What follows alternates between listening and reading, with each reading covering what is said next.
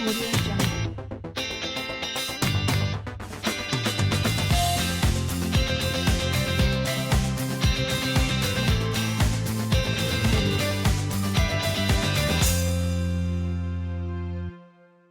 Hello and thank you so much for joining us on this week's episode of the program. It's Lens on Maritime, where we bring to you the good, the bad, and the ugly of the happenings in the maritime sector. My name is Brownson Uwana, and there are lots of things we'll be talking about.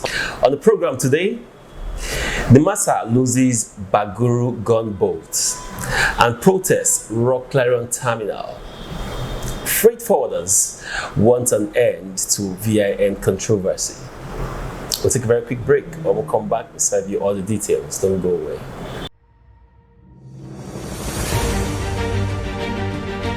Let's take away the stress of worrying about clearing documentation of fuel.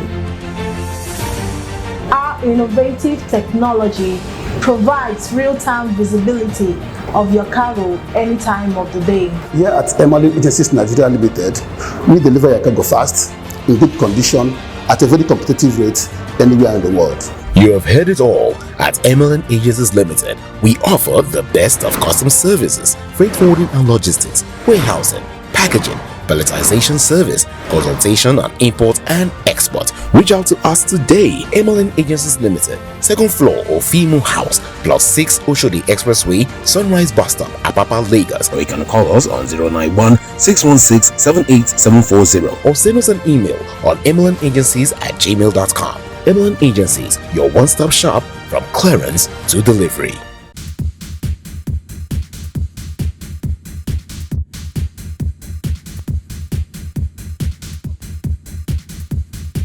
Welcome back. Now let's tell you that Baguru gunboat, there's still controversy of who actually is the owner, because there have been two comments. Nimasa saying that it doesn't belong to them, and of course the crew on board the vessel saying that it belongs to Nimasa. However, the crew on board the boat says they made a distress call to Nimasa, but Nimasa refused to oblige. But responding to that comment is the Director of Public Relations, Nigerian Maritime Administration and Safety Agency, talking about Osagi Edward. Now he says, and I'll read part of the statement he released. Now he says, this boat has the name Nimasa Baguru right from the day of the contract. There are also other boats in this contractual category in Warri. Collectively, the boat and the management have remained a subject of litigation and under the custody of the Economic and Financial Crimes Commission, EFCC. That's for the year.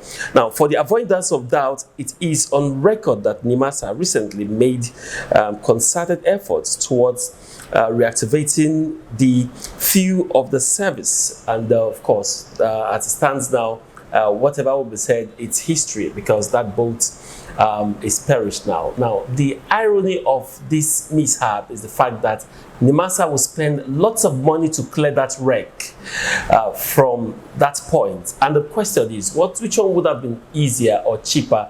Is it saving the vessel or saving the boat or clearing the wrecks? Your guess is as good as mine. Now, away from that, let's also tell you that Clarion Terminal this week was picketed by National Association of Government Approved Freight Forwarders, NAGAF, in a situation where they said there were lots of high-handedness from the terminal. This report tells us more. Freight forwarders and importers came out in the numbers to picket Clarion-bonded terminals in Alakija area of Lagos State in protest of what they described as high-handedness from the terminal operators. The 100% compliance team of the National Association of Government-Approved Freight Forwarders, NAGAF, accused the terminal of illegally withholding 14 vehicles after duties and other charges were duly paid on them, and illegally releasing 19 containers suspected to contain contraband in 2018. The managing director, Ajaji Continental Limited, Mr. Godswill Ojogwu, whose company transferred the missing 19 containers, claimed his license was hacked as he shared his experience. Clarion used my license fraudulently in 2018, and when I discovered, I started searching for who is involved.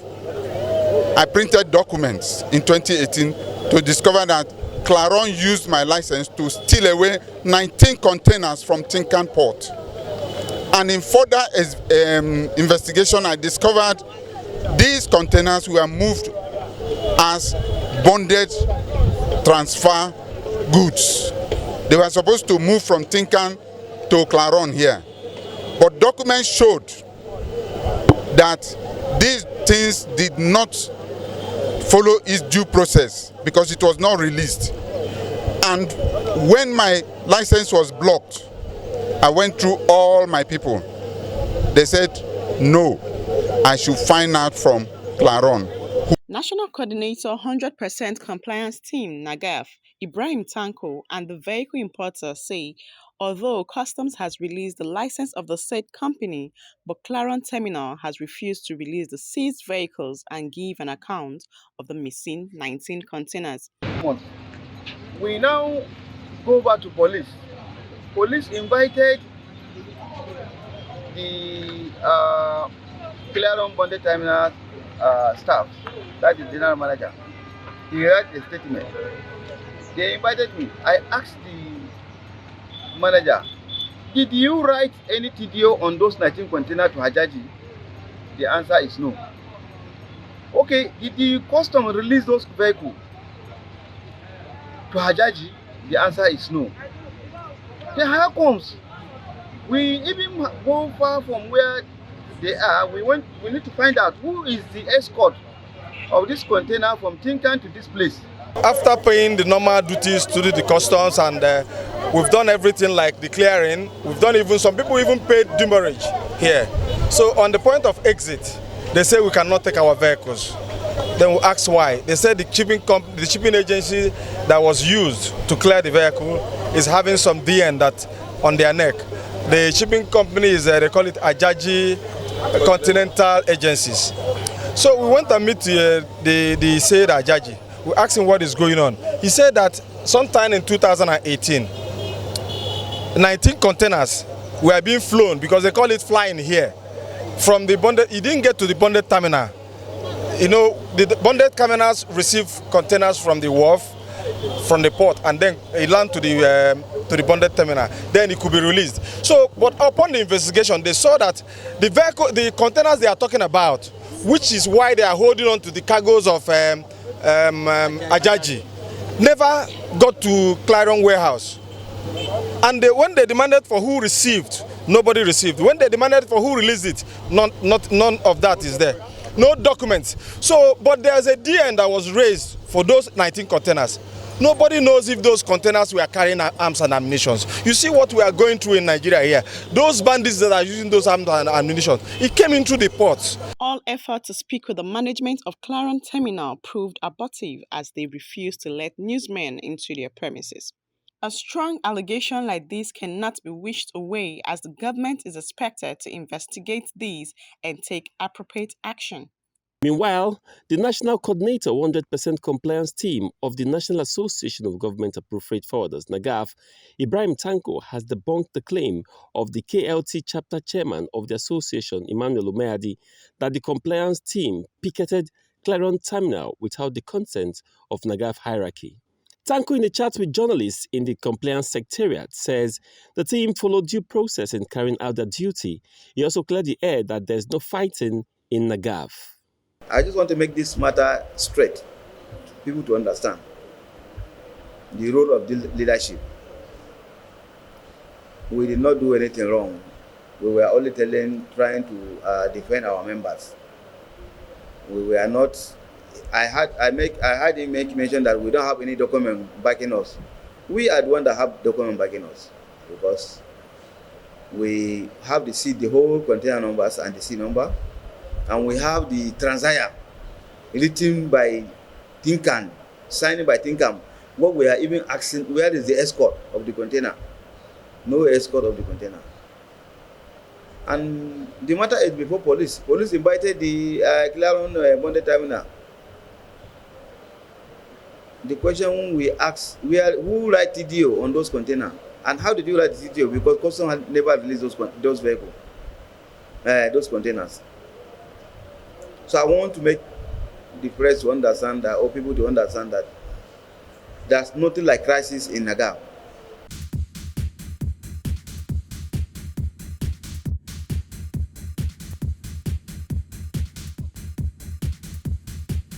All right, now joining me to discuss this and to throw more light in the situation is the National Financial Secretary, Association of Nigerian Licensed Customs Agents, Hajia Bolamose, joins me at this time. Hajia, good to have you on the program today. Thank you. Yes. Thank you for having me. All right. First of all, I must commend your edifice. It looks very beautiful. Thank you. All right. I only try my best. Your best is good enough. All right. I mean, there have been lots of talks. I mean, I think from September last year, freight forwarders have been talking. There were predictions that more cargo would drop because of several reasons. But I mean, in recent times, freight forwarders have said that cargoes that come into the country has continued to decline, to drop. Do you agree with this analysis? Of course, I agree with it because I'm parcel of the system, and we know that last year we have, even during COVID, the cargo was not dropped as it is now, and I believe is that due to the situation of what we are facing in the country now, about the high end of the e-invoicing and the exchange rates. The importers are no longer going to the market to buy goods. And when the importers did not go to the market to get the goods, how are we going to get something to clear? So a lot of things, and look at the situation of the economy in our country, especially in Nigeria. All the manufacturers are leaving the country, moving to smaller countries like Ghana, Benin Republic, and to say it more. So we are losing not only the cargo, the economic system is going down. And we are losing businesses. We are losing businesses. And that is why you see a lot of youth now, they're on the market doing a lot of atrocity that you cannot even think of it because there's no work. And believe me, if things is not really handled, taking care on time now, things will get worse than this. Yeah, Ajay, I must also tell you that I spoke sometime last week. I spoke with the national president of Comtour, and he expressed frustration moving cargo from the port to the warehouse, different points of extortion. Extortion is too much. And then this thing goes back to the final consumer, you and I that goes to the market to buy these things. It's right. I listen to it and I watch it, and I really commend this effort because everything burden. You can just imagine that you are taking a trailer load of container from the port all the way just within Apapa. Before we pay 70,000 naira to 50,000, now you are paying 350,000 for one trip. Yes, wow. It has even the price has even come down now. Before it was 500 to 600,000 we are paying before when we have the traffic load on the road when there is traffic. But and everything boiled down to who, me and you, because those who went to the market to import the goods, they need to make money. They have to make money. So whatever cost they incurred on the corridor, they have to put everything that they added to it. Now, and this is the situation. This is why we want the government to listen and have a listening here to our cry and answer us. I no doubt that's probably some of the reasons why we have the inflation. Yes, we are having. You go to market on Monday, you buy a particular commodity. You say that is it. And at times when I went to the market to buy some things, I don't blame them because I'm in the system. I know what is happening. I be somebody that opened in LC a form M with 350 naira, and somebody is coming back. By the time you bought the goods and you are coming back for clearing, it has sporadically turned to 580. So how did you expect? Who pays the difference? It's me and you that pays the difference, because the importer will calculate his profits and put everything together. So that is the situation we find ourselves, and that is why you see what the freight forwarder, this one, Association of Nigerian Custom License, we took our cry to the National Assembly the other day, ably led by our national president, Honorable Tony Uju, and to speak to them, speak to customs, speak to everybody, because things is not really the way it is. Would you say that meeting you had with the National Assembly has yielded any fruits so far? To the best of my knowledge, no. Now, Ajay, let's talk about the clearing process, because these importers, I've been opportunity to speak with a couple of them. Most of them says they can't even go back to the market. They can't. Most of them are back home in Nigeria. The ones back there are trapped. They can't send products because they don't know how much the clearing process would be. How would you rate the clearing process? I mean, a situation where you don't know how much. For instance, you are bringing a container of which product now can I use? Let's say you're bringing a container of phone, for instance, and you don't know the exact amount to clear this phone. Do you think this is also one of the biggest problems you're having? You see, the issue is that at times when I travel outside the country, I feel sorry for my country, because as a freight forwarder, I tried to do a piloted test when I traveled. I purposely used my personal effects, my personal goods. I took it up and I said, let me see how the clearing is being done outside the country. Let me see. And I went there. You know, when I shipped my goods to Canada, it's my suitcases I shipped to Canada, and I was like, okay, let me see how it's being done there. And to my greatest surprise, I saw everything so seamless. Under how many minutes, nobody is disturbing you, you don't have custom clearance, as far as you paid your freight, no human interface. I did everything on my own. Just walked into custom site, asked them, you have a goods to clear. They only point to the warehouse for you. Check the paper that you have with you, because you've done all your papers and everything, and mark it up for you and just go and pick your goods at the warehouse. Unlike in Nigeria, my country is not like that. You have to go through the process, through a lot of I don't even know, uncountable agencies before you can be able to bring out even only suitcases. What of if you are coming back to the country? You meet a lot of officers. When you travel outside the country, you need to see what is happening. You are traveling, you will never see custom, you never see police, you never see NDLA. On the road, you want to check your box suitcases. No, it's not done.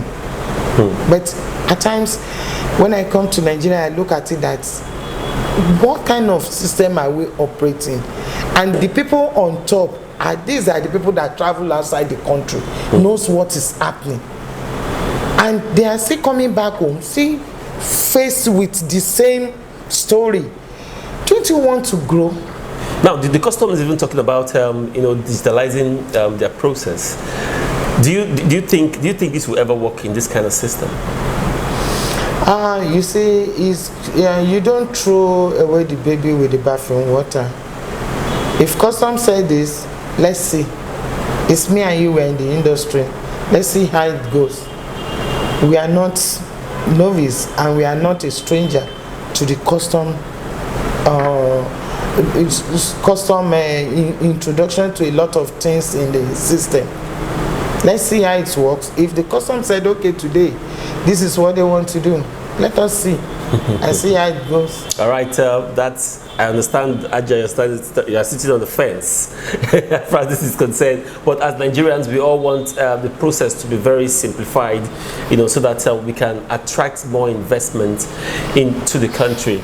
Now, finally, Ajay, before I let you go, let's look at, I know it's not your line, but of course, as a professional and as in the industry, you should have a wide knowledge. The VIN controversy has lasted for too long. Too much. Now, Custom said after 1 month, 30 days, which elapsed sometime last week, they'll come up with the working process. Now, we've had two sides of the coin. Now, one side said 20% for clearance of vehicle. Few days later, the PRO came out and said no. So, at the stance now, we don't know what's happening, and we are yet freight forwarders, beginning to think of down tuning again. What do you think Customs should do at this point, so that, because another strike will cripple the economy of the nation? That is why we came up with, you can see, I think last week we had a meeting with all the 5 arms of the freight forwarders, that we come up with a strategies how to really solve these issues within the custom. And what we are trying to do is that, which I think the communicates is yet to be read and is going to be sent under I think it was my national vice president that preserved the meeting on that day, which we are still waiting for them. What we want is that we want a situation that the custom will be able to go back to the old system. Even by increasing it, what are we bringing in? Where is the vehicle? How many people patronize these people again? What are we talking about? And look at the situation of the economy in the country today. Today, I advise people that it is better to buy your car in Nigeria than importing it, because the money you will use in importing the goods, the car, it will be higher than the money you use in clearing it, which is not done. You cannot buy a car of $5,000 and you come here, you pay $5,000 to $10,000 to clear it. You can just see it's on. So that is what we are trying to say. I think what they are trying to do now is to make sure that maybe we have a synergy with custom. Let us go back to a round table meeting and see how we can work things. Nobody is saying that, okay, fine, we cannot continue to stay from the old, singing the old song all along. But what we want is that let us have a round table meeting and meet at somewhere to arrive at a very easy place that will be convenient for everybody, and everybody will be okay. That's what we are saying. All right, that's what Aja is saying as well.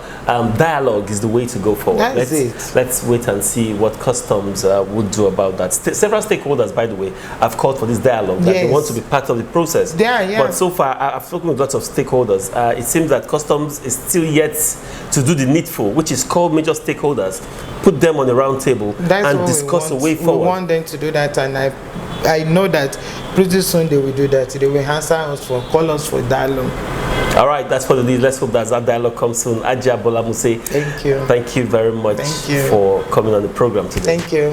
All right, we're speaking with the National Financial Secretary, Association of Nigerian Licensed Customs Agents, ANALCA, and also the MD of Boomerang Group. Of course, our thoughts is always appreciated on the program anytime. Now, let's also give you other stories we are tracking at this time. Enjoy it.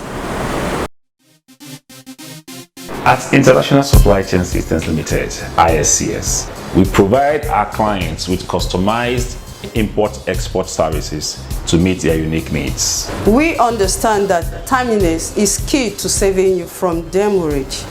Our services include cargo clearing and consolidation shipping, cargo warehousing and storage, general import and consultancy. That's why we have a team of professionals to assist you with proper paperwork for efficient customs clearing. Come talk to us at 7A Bikunle Akintoye Street, Apapa, Lagos. You can call us on 081 622 711 20, 081 276 33510, or you can send us an email info@iscsltd.com or visit our website www.iscsltd.com. ISCS, more than logistics.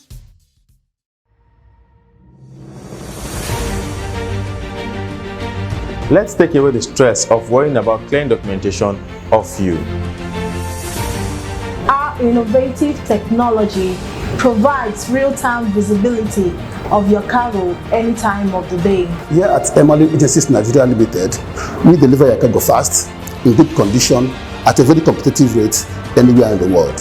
You have heard it all. At Maritime Agencies Limited, we offer the best of custom services, freight forwarding and logistics, warehousing, packaging, palletization service, consultation on import and export. Reach out to us today. Maritime Agencies Limited, second floor of Fimo House, Plot 6, Oshodi Expressway, Sunrise Bus Stop, Apapa, Lagos. Or you can call us on 091 616 78740 or send us an email on maritimeagencies@gmail.com. Maritime Agencies, your one-stop shop from clearance to delivery.